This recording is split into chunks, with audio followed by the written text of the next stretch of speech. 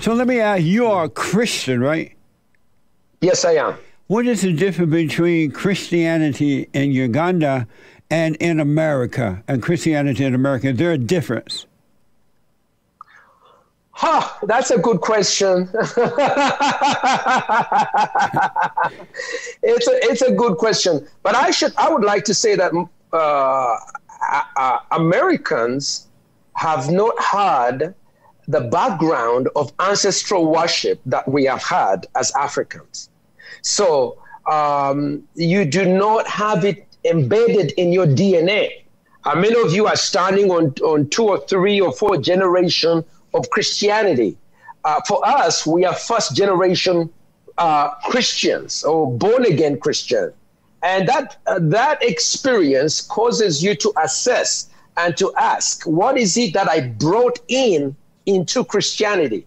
So the name, when you ask the name, for the African, the name is very important, because the name tells your tribe, the name tells your religion, the name tells us your clan, the name tells us who your father is, which clan he's in. The name for the African is very important.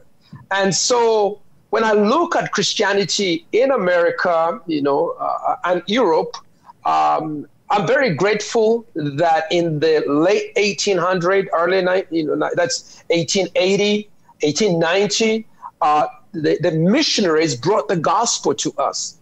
And they preached to us a tremendous sacrifice. And we were savages. I mean, we were primitive. There's a lot of, talking about the glories of the African civilization. Yes, there's good things about this. But it's like the Incas of South America. We used to sacrifice people. The life of a person, was, if the gods asked for 500 people to be killed every month, they will be rounded up. They will be killed and sacrificed. So there were good things, and there were bad things. Yeah. And Christianity has brought tremendous good things. I saw one of your past guests talking about going back to Egypt, and I see this gap in Black America that is trying to reject Christianity because they're related to the white man. And in fighting racism, they reject Jesus, they reject Jehovah, and they're trying to look for Mukasa. Let me tell you, Mukasa is a capricious God. They demand sacrifice of babies. And in my culture, all the babies who are born twins, they are dedicated to the gods. And the parents of the twins, all the twins have specific names. The twins are not even your children. Their umbilical cords are taken. They are initiated into the spirits. It really is not godly. It needs to be transformed. So, we as African Christians are, we're dealing with stuff that we must give up.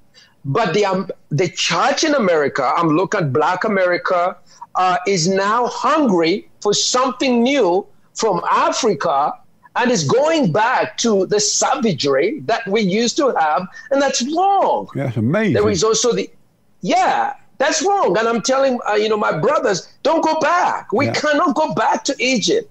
I mean, I have faced racism. I get discriminated, but it doesn't mean that I should turn away from Jesus. Yeah. No, there are bad people in every society and good people as well. Yeah. So anyway, I'm sorry about that. Yeah, thank you for asking. That's what I wanted to share about that.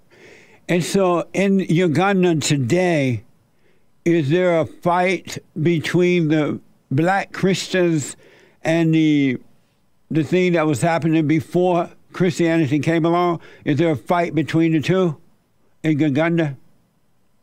I should say the tremendous growth of Christianity in Uganda is one of the major phenomenon of the whole world, Christendom.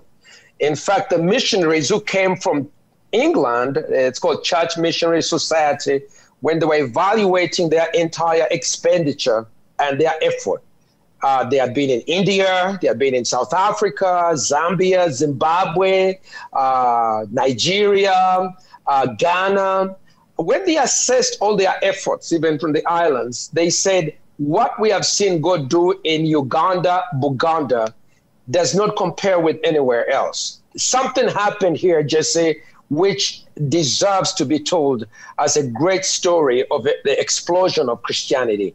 80% of Ugandans are Christian.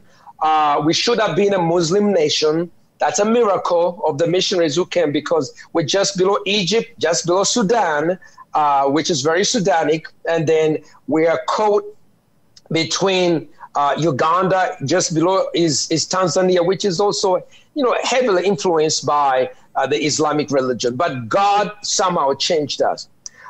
We have very good racial relations in Uganda. I think it's one of the very best. The relationships between black and white is one of the very best.